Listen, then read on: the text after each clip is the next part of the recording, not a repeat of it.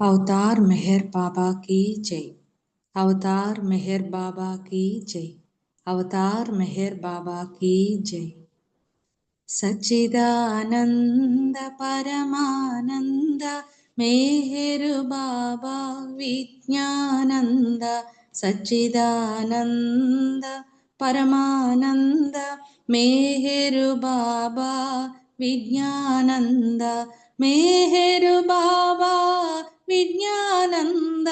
मेहर बाबा विज्ञानंद। मेहर बाबा विज्ञानंद। मेहर बाबा विज्ञानंद। सच्चिदानंद परमानंद मेहर बाबा विज्ञानंद। अवतार मेहर बाबा की जय। అందరి హృదయాల్లో ఉన్న ప్రియతమ ప్రభువుకి హృదయపూర్వకంగా జై బాబాల్. అవతార్ మెహర్ బాబా ఈ యుగ అవతార పురుషుడు, భగవదైక్యాన్ని పొందిన తొలి ఆత్మ. ప్రతి యుగంలో మానవుడిగా భూమిపైకి అవతరించి వచ్చి తన సృష్టిని తన వైపుగా నడిపించుకుంటున్నటువంటి వాడు. యావత్ సృష్టి కూడా మనకి ఏదైతే వ్యక్తమైంది, వ్యక్తం కానిదంటే భౌతికంగా మనం చూడగలుగుతున్నది, చూడలేనటువంటిది ఏ ప్రపంచాలైనప్పటికీ కూడా ప్రతి ఒక్క జీవి కూడా సమస్త విశ్వము సత్యమైనటువంటి భగవంతుడి నుంచే ఉద్భవించింది. యావత్ సృష్టి కూడా భ్రాంతిమయమైనటువంటి ఈ యావత్ విశ్వము ఒకే ఒక సత్యమూల పదార్థం నుంచి ఉద్భవించింది. ఆ సత్యాన్ని అనుభవం పొందడానికే ప్రయాణం చేస్తూ ఉంది. అసలు ఈ ప్రయాణం అంతా కూడా ఎటు వెళుతోంది అంటే తన యథార్థ స్థితిని తెలుసుకోవడానికే, ఎరుక పొందడానికే. అయితే ఆ ఎరుక పొందినటువంటి తొలి ఆత్మే ఈ బాధ్యతను భుజాన వేసుకొని ప్రతి యుగాన కూడా మానవ రూపాన్ని ధరించి భూమిపైకి అవతరిస్తూ వస్తుంది. అదే అవతారం, అవతారుడు, అవతార్ మెహర్ బాబా ఈ యుగ అవతార పురుషుడు. ప్రతి అవతారంలో అవతరించినటువంటి ప్రతిసారి కూడా నేనిచ్చేటటువంటి సందేశం ఒక్కటే అని బాబా చెప్తున్నారు. అది ఏమిటి అంటే భగవంతుణ్ణి ప్రేమించమండం. అయితే ఏ ఒక్కటి మనం ఏ మత ఆచారాలు కానీ, ధర్మాలు, ఏ మత వ్యవస్థలు ఉంటాయి కదా, అలాగ ఆరాధనా వ్యవస్థలు కావచ్చు, లేదా సిద్ధాంతాలు కావచ్చు, ఇటువైపుగా తీసుకువెళ్ళడానికి పుట్టుకొచ్చినటువంటివే. బాబా ఇప్పుడు చెప్తున్నారు, నేను ఏదో ఒక కొత్త ఆరాధనా వ్యవస్థను కానీ, కొత్త సంఘాన్ని కానీ, కొత్త సంస్థను కానీ స్థాపించడానికి రాలేదు. అంతేకాక ఒక కొత్త మతాన్ని స్థాపించడానికి అసలే రాలేదు. నా మతం సృష్టిలోని అనేకత్వం వెనకనున్న ఏకత్వాన్ని గురించి ప్రబోధించే మతం. డైరెక్ట్గా ఆయనే మనకి చెప్తున్నటువంటి విషయం ఇది. సృష్టిలోని అనేకత్వం వెనకనున్నటువంటి ఏకత్వాన్ని గురించి ప్రబోధించే మతం అంటే యావత్ సృష్టికి ఆధారభూతమైన యథార్థ అస్తిత్వాన్ని, దాని గురించి ప్రబోధించేటటువంటిది, మతాలకు అతీతమైనటువంటిది. దానిని ప్రబోధించేదంటే ఎంతటి అదృష్టవంతులమో బాబా చెప్తున్నటువంటి ఆ విషయాన్ని మనం గ్రహించగలిగితే, ఆ తండ్రి యొక్క నామాన్ని స్మరించగలిగితే మన జన్మ ధన్యమైనట్టే. మరి ఎటువంటి వ్యవస్థలు పెట్టలేదు, ఎటువంటి సాంప్రదాయాలు పెట్టలేదు, కర్మకాండలు అక్కర్లేదు అనేసారు. మరి ఏంటిది ఇప్పుడు ఈయనొచ్చి చేసేదేంటి, మనం చేయాల్సింది ఏంటి, మరి మనకంటూ ఒక పని ఉండాలి కదా, అలాగే వెళ్ళిపోవటమేనా? బాబా ప్రేమికులుగా అనిపించుకుంటే సరిపోతుందా? ఒకరు బాబా ప్రేమికులుగా గుర్తిస్తే సరిపోతుందా? మనం చేయాల్సింది ఏంటి? అసలు బాబా మన కోసం ఏం చేస్తున్నారు ఆయన అవతరించి వచ్చి అంటే, బాబా అంటున్నారు హృదయం అనే గ్రంథాన్ని చదివిస్తాను. ఎప్పుడైతే మనం బాబా ప్రేమికులుగా ఆయన వశం అయ్యామో, మనతో మన హృదయ గ్రంథాన్ని చదివిస్తానన్నారు ఆయన. జీవన రహస్య భాండాగారం తెరిచే తాళం చెవి ఈ హృదయ గ్రంథంలోనే ఉంది అన్నారు. ఇప్పుడు మన దగ్గర ఒక గ్రంథం ఉంది, లేదో గాడ్ స్పీక్స్, లేదు ఇంకేదో తెచ్చి ఉంచుకున్నాం అనుకోండి, ఇంకేదో లేదో భగవద్గీత, మీరు ఏ బుక్ అనుకుంటారో ఏది తెచ్చి పెట్టుకున్నాము, ఒక టేబుల్ మీద పెట్టుకున్నాము. మనకు అందులో ఏముందో మనకు ఎలా తెలుస్తుంది? ఎప్పుడైతే పేజీలు తిరగబడతాయో, ఎప్పుడైతే చదువుతూ ఉంటామో ఆ గ్రంథంలో ఏముందో, ఏ రహస్యం ఉందో మనకు అర్థమవుతుంది. తెరచినంత వరకు కూడా లేదు, దాని విలువ మనకు తెలియదు, మనం తెరవటం లేదు. కానీ ఒక బాబా ప్రేమికుడు వచ్చి దాని గురించి చెప్పి ప్రతి పేదిగో బాబా ఇలా చెప్పారు, అది ఒక్కసారి ఆ మాధుర్యాన్ని ఎరగండి, ఇలా చెయ్యండి అన్నారు అనుకోండి, అది తీసేటప్పుడు బాబా దాని గురించి చెప్పినటువంటి విశిష్టత, దాని లోపల ఉన్నటువంటి ఆంతర్యం, అందులో ఉన్న రహస్యం, అదంతా కూడా మనకి దాని ఆనందాన్ని అనుభవించగలుగుతాం. అలాగ మన హృదయ గ్రంథాన్ని ఆయన చదివిస్తాననేటప్పుడు ఆ హృదయ గ్రంథ అది ఓపెన్ అయ్యేటప్పుడు మనకు అర్థమవుతుంది, అసలు మనల్ని మనం ఫస్ట్ చూసుకోవడం మొదలు పెడతాం.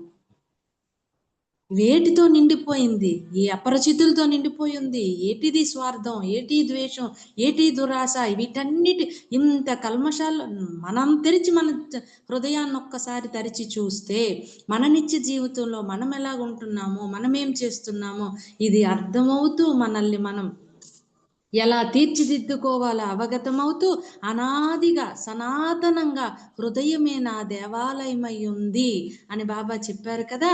ఆ హృదయంలోనే ఎప్పుడైతే నిస్వార్థమైనటువంటి పరిశుద్ధమైనటువంటి ఆ హృదయంలో అన్ని జీవులు సమస్తానికి ఏదైతే ఇప్పుడు ఆధారభూతమైన ఈ అస్తిత్వం, అవిభాజ్యమైనటువంటి అస్తిత్వం ఏకం అనేది ఉందో అంతటా ఉన్నది అదే. అన్ని జీవులు తనకు తాను నిజంగా ఒకటిగా విడదీయరానివిగా వేర్పాటు దినిగా లేకన్నా ఆ ప్రేమతో ఒక్కటిగా ఉన్నటువంటిది. మనం అసలు ఎలా జీవించాలనేటటువంటిది ఆ జీవన రహస్యపు తాళము చెవి ఆ హృదయ గ్రంథంలోనే పట్టుబడుతుంది అన్నారు. దానిని చదివిస్తానన్నాడు ఆయన. అంటే మనకి అక్షరాలతో దొర్లేటటువంటిది కాదు. మేహెరు బాబా మౌనధారి నడిపిన ఎట్టి నవజీవనము మనోనాశనము ముఖ్య ఘట్టము శిష్యులకిదియే శిక్షణ కాలము మేహెరు బాబా మౌనధారి దైవము తోడి సాగిన యాత్రలో దేహము కంటే మనసుకే శిక్షణ దైవము తోడి సాగిన యాత్రలో దేహము కంటే మనసుకే శిక్షణ ఆవేశాలు ఆవేదనలు వాంఛల నుండి విముక్తి కలిగిన మేహెరు బాబా మౌనధారి నడిపిన ఎట్టి నవజీవనము. దేని దగ్గర ఆయనతో నడిచేటటువంటి ఆ నడకలో దేనికి పని అంటే ఈ మనసుకు పని. ఈ శిక్షణ దేనికి అంటే ఈ మనసుకి శిక్షణ. ఇంతవరకు కూడా మనం ఈ ప్రపంచమే శాశ్వతం అనేటటువంటి అనురక్తితో అందులోనే ఉండిపోతూ, అందులోనే మన రక్షణ ఏర్పరుచుకుంటూ, అందులోనే మన తాలూకు ఆలోచనలు మునిగిపోతూ మనం వస్తూ ఉన్నటువంటి ఈ మనసు తనకు తానుగా విడిపించుకునేటటువంటి ఆ శిక్షణ ఇప్పుడు తిరిగి ఉన్నటువంటి దానికి ఆ దిశ నుండి యథార్థమైనటువంటి దిశ వైపు తిరిగే విధంగా శిక్షణ. మనకి మనంగా అది ఎలా చెయ్యాలో, తనకి తానుగా ఎలాగ వాటి నుంచి బయటికి రావాలో ఆ ప్రేమ ద్వారా బాబా మనకు ఆ ప్రేమని భిక్షగా ప్రసాదించి, అంత శక్తివంతమైనటువంటి ప్రేమ ఏదన్నారు, తనను తాను ఎరుక పొందగలిగినటువంటి శక్తి ఆ ప్రేమకుందన్నారంటే భగవత్ స్థితిని అనుభూతి పొందింపగలిగినటువంటి శక్తి కలిగినది ఈ ప్రేమ. అంతటి ప్రేమను ఆయన మనకు అతను వరముగా ఆయన ఇవ్వడానికే ఈ భూమిపైకి వచ్చి ఉన్నాడు. అయితే మనం అది పొందడానికి మన పాత్రను సిద్ధం చేసుకుంటూ ఏంటది? బాబా నామాన్ని స్మరించుకుంటూ, బాబా మనకి ఏదైతే చెప్పున్నారో అందులో సత్యాన్ని గ్రహిస్తూ, బాబా దేనికైతే ప్రాధాన్యత ఇచ్చారో ఆ ప్రాధాన్యత అంటే ఎలాగి బాబా ప్రాధాన్యత ఇవ్వడం అనేది మన అవగాహన వీటిపై మనకున్నటువంటి అవగాహనకే అతను ప్రాధాన్యత ఇచ్చాను తప్ప నేను ఎట్టి కర్మకాండలకి కానీ సిద్ధాంతాలకి కానీ వ్యవస్థలకి కానీ నేను ప్రాధాన్యత ఇవ్వను అన్నారు. ఏటా ప్రాధాన్యత అంటే అనేకత్వం వెనక ఉన్నటువంటి ఏకత్వం అనేటటువంటి ఆ అవగాహన. ఉన్నది ఒకటే సత్యం, ఉన్నది ఒకటే అస్తిత్వం, భగవంతుడు ఒక్కడే, భగవంతుడే సత్యం అనేటటువంటి అవగాహన. దానికి బాబా ప్రాధాన్యత ఇస్తానన్నారు. అంతేకాదు అంతటా ఉన్నటి ఏకైకుడైన భగవంతుడిపై కలిగినటువంటి ప్రేమే యథార్థమైనటువంటి ప్రేమ అని గ్రహించగలిగిన ఆ అవగాహనకి బాబా ప్రాధాన్యత ఇస్తానన్నారు. బాబా ఏం చెప్తున్నారు? మత కర్మ ఆచరణలు ఉన్నాయి కదా, రకరకాలుగా ఒక్కొక్కరు ఒక్కొక్క వ్యవస్థలో పడి బాబాని పట్టుకుంటూ కూడా అందులో విషయాన్ని బాబా తాలూకా ఔన్నత్యాన్ని బాబా చెప్పిన విషయాన్ని గ్రహించలేక ఇతర చింతనలతో ఉంటూ అటొక కాలు ఇటొక కాలు వేస్తూ అక్కడికి ఇక్కడికి పరుగులు తీస్తూ చేస్తున్నటువంటి మనలో కూడా చాలా మంది ఉన్నాం కదా.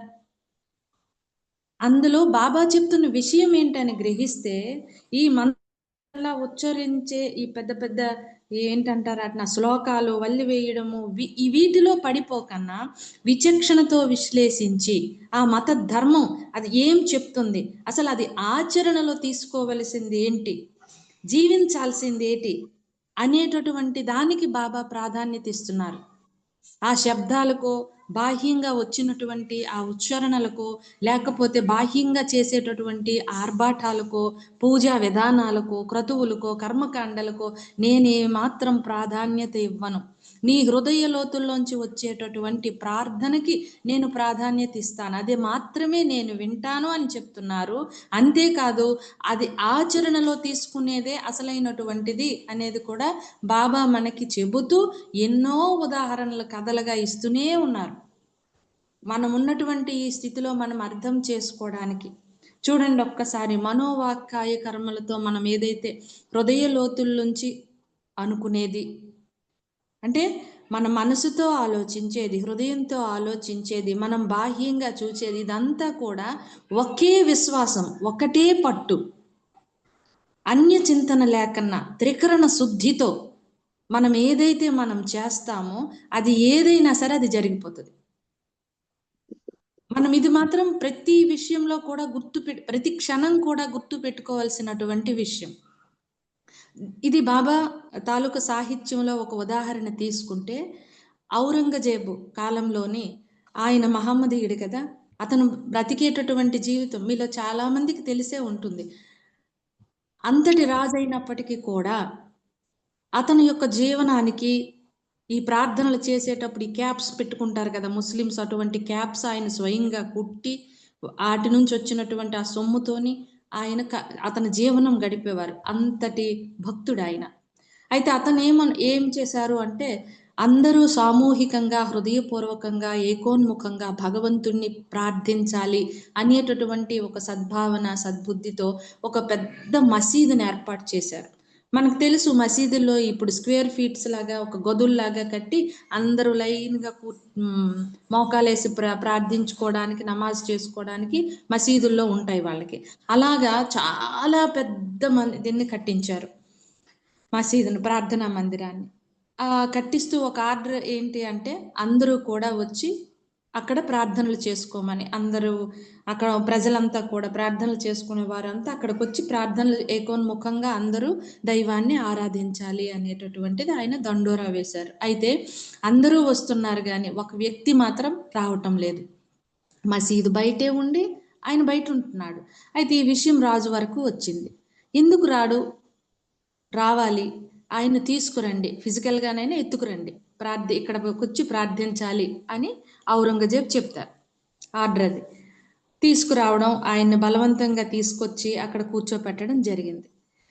అయితే అతని పక్కన ఉన్నటువంటి ముల్లా అనేటటువంటి ఆయన అందరూ ఈ ప్రేయర్స్ జరుగుతున్న సమయంలో చాలా గట్టిగా పెద్ద శబ్దంతో ప్రార్థించాడు.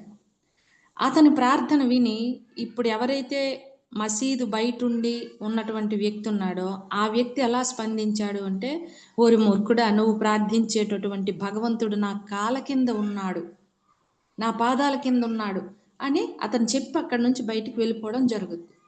ఈ విషయం తెలిసినటువంటి రాజు అతనికి కోపం వస్తుంది. ఎందుకు అంటే దైవ దోషం చేస్తాడు కదా, భగవంతుడు నా కాలు కింద ఉన్నాడు అనేటటువంటి ఆ మాట అతని ఈ భక్తుడైనటువంటి ఔరంగజేబు దానిని సహించలేడు. దానికి మరణదండనే శిక్ష దైవ దోషణకి అని ఆయనకి ఉరి శిక్ష విధించడం జరిగింది. ఉరి తీసేయడం జరిగింది. ఆయన చనిపోయాడు. ఎవరు? ఈ బయట మసీదు బయట ఉన్నటువంటి వ్యక్తిని బలవంతంగా కూర్చోబెట్టి అక్కడ కూర్చోబెట్టారు కదా, దైవం నా కాళ్ళ కింద ఉన్నాడని చెప్పిన వ్యక్తిని ఉరి తీశారు. కానీ అప్పటి నుంచి కూడా అతని హృదయంలో ఒక రకమైనటువంటి బాధ, నిద్ర పట్టడం లేదు, ఏదో తప్పు చేసినటువంటి భావన అది వేధిస్తూ ఉంది. ఇది ఎప్పటి నుంచి ఇలా ఉంది అని అతను పరిశీలించుకుంటే, ఎప్పుడైతే ఇది జరిగిందో, ఈ సంఘటన జరిగిందో అప్పటి నుంచి ఈ వ్యధ అయిన లోపల ఈ ఆత్మ బాధని అనుభవిస్తూ ఉన్నాడు ఆయన. అయితే ఈ తన సైనికులను తీసుకొని ఈ ప్రార్థనా మందిరంకి వెళ్ళడం జరుగుతుంది. నెక్స్ట్ ఈ వ్యక్తిని తీసుకొస్తారు. ఎవరైతే గట్టిగా ప్రార్థించాడో, ఏ ప్రార్థనకు అతను స్పందించి దేవుడు నా పాదాల కింద ఉన్నాడని చెప్పాడో ఆ వ్యక్తిని తీసుకొస్తారు. అసలు నువ్వేమని ప్రార్థించావు అని అడిగితే, నిజం చెప్పమని అడిగితే, నేనేమి నిన్ను శిక్షించను, నువ్వు నిజం చెప్పు, ఆ రోజు నువ్వు ఏమని ప్రార్థించావు అని అడిగితే, నా కూతురు వివాహం ఉంది, వివాహానికి సొమ్ము కావాలి, మీరు దైవ భక్తులు, నా ప్రార్థన నేను గట్టిగా కానీ నేను చేస్తే మీరు ముగ్ధులై నాకు ధన సహాయం చేస్తారు అనేటటువంటి భావనతో నేను, అంటే అతని హృదయ లోతుల నుంచి అతని భావన అది, అతని ఆలోచన అది. దాంతో ఆయన ప్రార్థించాడు. వెంటనే ఇతను స్పందించిన తీరు, నువ్వు ప్రార్థించే భగవంతుడు నా కాళ్ళ కింద ఉన్నాడు అన్నాడు కదా, ఆ ప్రదేశాన్ని తవ్వించమని చెప్పారు. అది తవ్వితే అక్కడ నిధి ఉంది, సంపద ఉంది. అతను ఏ ధనం కోసమైతే ప్రార్థిస్తున్నాడో ఆ ధనం ఆ కాళ్ళ కింద ఉంది. అతను ప్రార్థిస్తున్నటువంటి భగవంతుడు ఎవరక్కడ? ధనం, సంపద కావాలి, సహాయం కావాలి, అదనేది ఎక్కడుంది? అప్పుడు అతనికి అర్థమైంది, ఇక్కడ ఉన్నటువంటి వ్యక్తి మామూలు వ్యక్తి కాదు, ఇతను దైవ మస్తు అనేటటువంటిది ఆ రాజుకు అర్థమైంది. అయితే మనం తెలుసుకోవలసిన విషయం ఏంటి అంటే, మనం అనాలోచితంగా బాబా 7 గంటలకు ప్రార్థన చేయమన్నారు, సాయంత్రం 7 గంటలకు ప్రార్థన చేయమన్నాడు, ఈ రొటీన్గా వెళ్ళిపోతున్నాయి మన మైండ్ సెట్స్. కానీ గ్రహించాలి, ఆ క్షణమనే కాదు, అప్పుడు కూడా మనసు ఎటెటో పరిగెడుతూ ఉంటుంది, ఎక్కడెక్కడికో వెళ్ళిపోతూ ఉంటుంది. కానీ ఒక్కసారి ఆలోచిస్తే ఎలా మనసును అక్కడ పెడతాము అని అనుకుంటే, ఏమంటున్నారు బాబా? బాబా చెప్పింది ఏంటి అసలు? నీ హృదయ లోతుల్లోంచి పరిపూర్ణ విశ్వాసం, భగవంతుడి పట్ల రాయి లాంటి విశ్వాసం, ఆరని జ్వాల లాంటి ప్రేమ నీకున్నట్లయితే ప్రపంచంలో ఏ శక్తి నిన్ను ఏమీ చేయలేదు అంటున్నారు. ఎటువంటి ఆనందానికి నువ్వు పొంగిపోవు, బాధకి కుంగిపోవు అంటున్నారు. అసలు అందులో ఉన్నటువంటి పదాలు నిజంగా మీరు నమ్ముతున్నారా? మనం నమ్ముతున్నామా? సర్వ పోషకుడా అనేటప్పుడు అది హృదయ లోతుల్లోంచి సర్వాన్ని పోషించేవాడే నా తండ్రి, అవతార్ మెహర్ బాబా ఆయనే అనేటటువంటి విశ్వాసం ఉంటే హృదయంలో వచ్చేటటువంటి ఆ మాట మనం మానసిక సూక్ష్మ భౌతిక శరీరాలన్నీ కలగలిపి అణువణువు పులకించిపోయి, సర్వరక్షకుడా, సర్వ పోషకుడా, సర్వంతర్యామి, అనంత శక్తి జ్ఞానానందుడా, అంటే సమస్తానికి ఆధారభూతమైన యథార్థ శాశ్వత అస్తిత్వమా, అనంత చైతన్య పరమాత్మ అని లోతులలోంచి త్రికరణ శుద్ధిగా మనం ప్రార్థించగలుగుతాం. ఆ పరిపూర్ణ విశ్వాసంతో ప్రతి పదాన్ని అందులో బాబా జీవం నింపి ఇచ్చారు మనకి. ఆయన ఆ ప్రార్థనల్లో పాల్గొనడం వలన, ఆ ప్రార్థనల్లో బాబా పాల్గొనడం వల్ల నవజీవనంలో బాబా పాల్గొనడం వల్ల, అసలు తండ్రి అవతరించి భూమిపై నడయాడడం వలన, ఆయన నామానికి, ఆయన జీవానికి ప్రతి ఒక్క దాంట్లో కూడా ఎంతో శక్తిని నింపుంచాడు బాబా.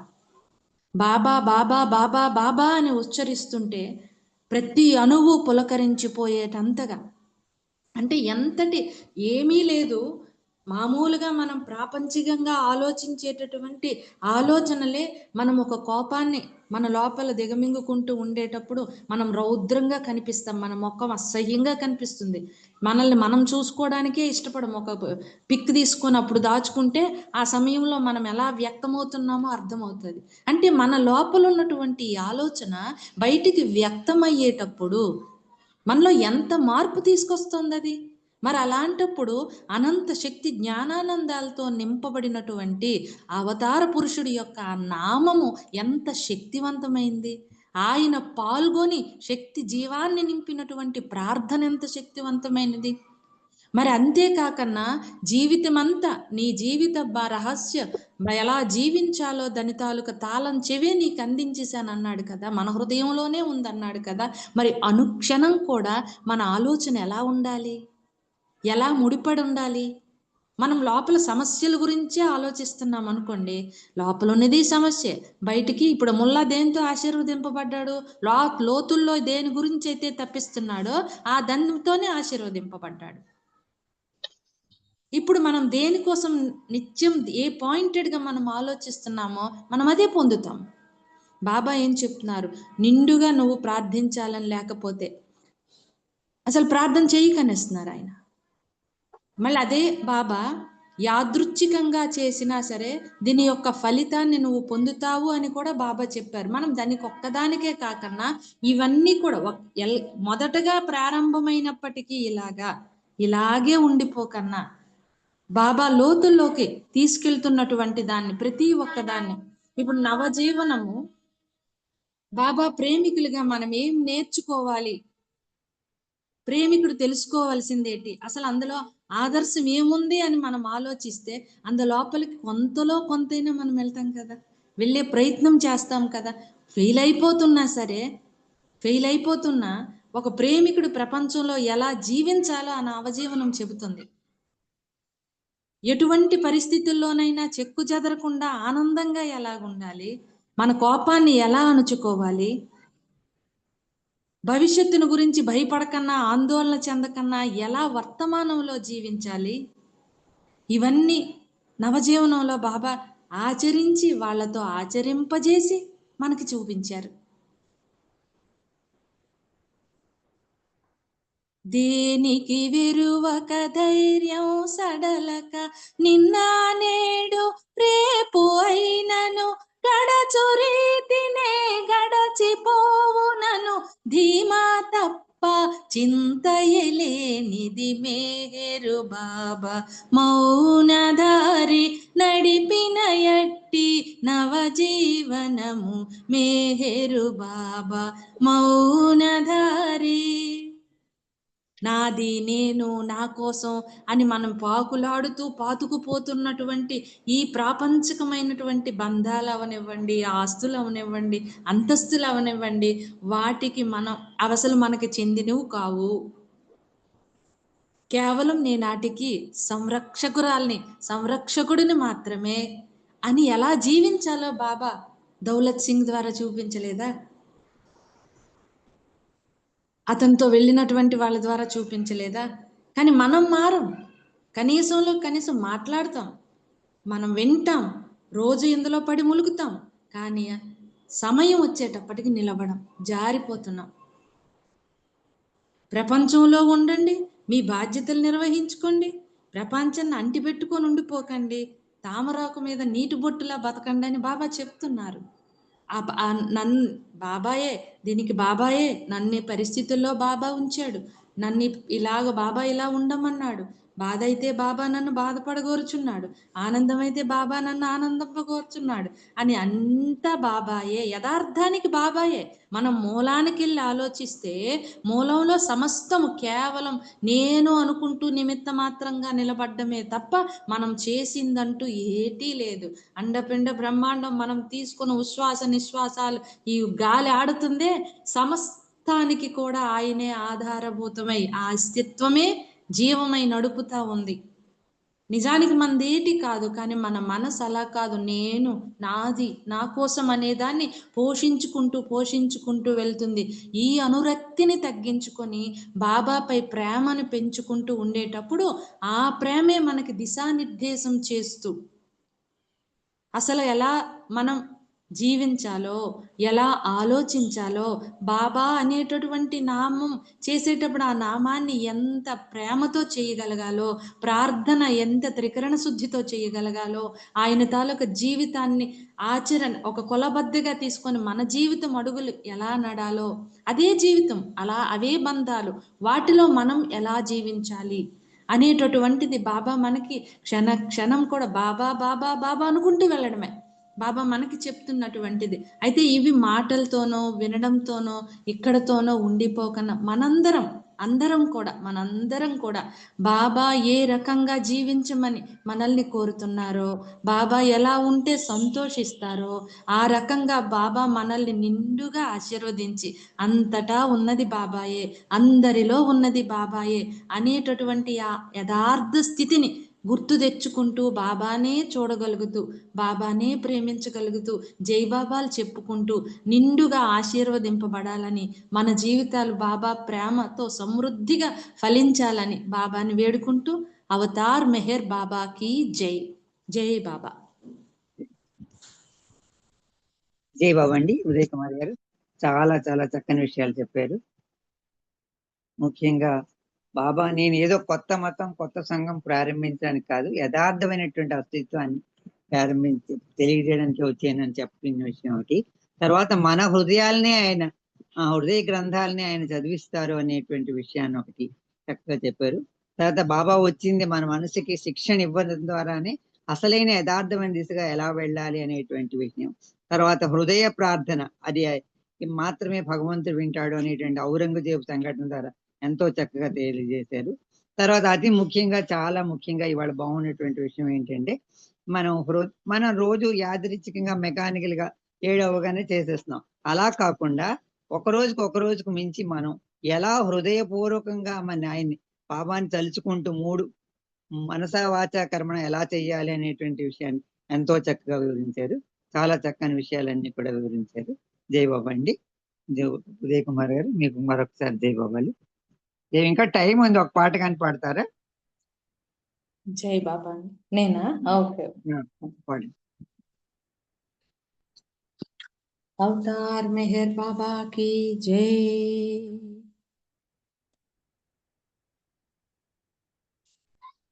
మెహరు బాబా మౌనధారి నడిపిన ఎట్టి నవజీవనం మనోనాశనము ముఖ్య ఘట్టము శిష్యులకిదియే శిక్షణ కాలము. మెహరు బాబా మౌనధారి నడిపిన ఎట్టి నవజీవనము మనోనాశనము ముఖ్య ఘట్టము శిష్యులకిదియే శిక్షణ కాలము. మెహరు బాబా మౌనధారి దైవము తోడి సాగిన యాత్రలో దేహము కంటే మనసుకి శిక్షణ ఆవేశాలు ఆవేదనలు వాంఛల నుండి విముక్తి కలిగిన మెహరు బాబా మౌనధారి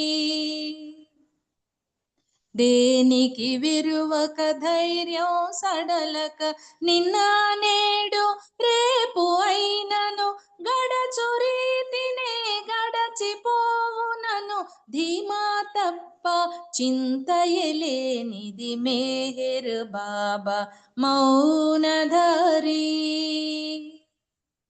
వరద బాధితులు, కరువు పీడితులు, బీద సాధలకు ధన సహాయము. వరద బాధితులు, కరువు పీడితులు, బీద సాధలకు ధన సహాయము. ఒక చేత భిక్ష, ఒక చేత దానం, పరిపూర్ణ నిస్వార్థ భిక్షువు పాత్రల మేహరు బాబా మౌనధారి నడిపిన ఎట్టి నవజీవనము మేహరు బాబా మౌనధారి.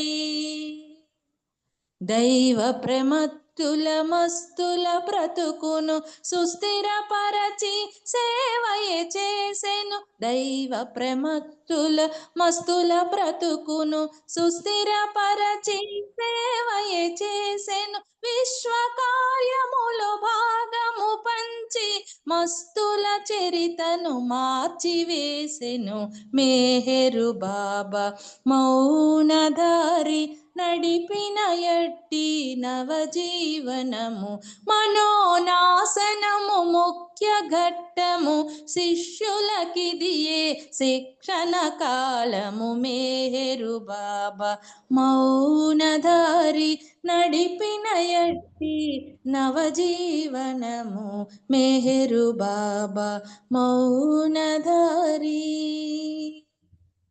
అవతార్ మెహర్ బాబా की जय.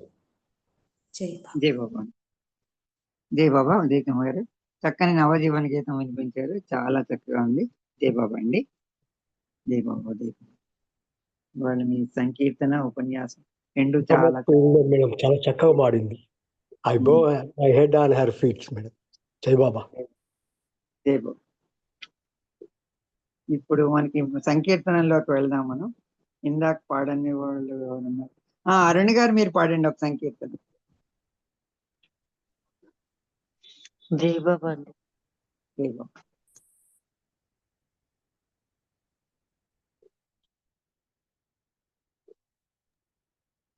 अवतार मेहर बाबा की जय.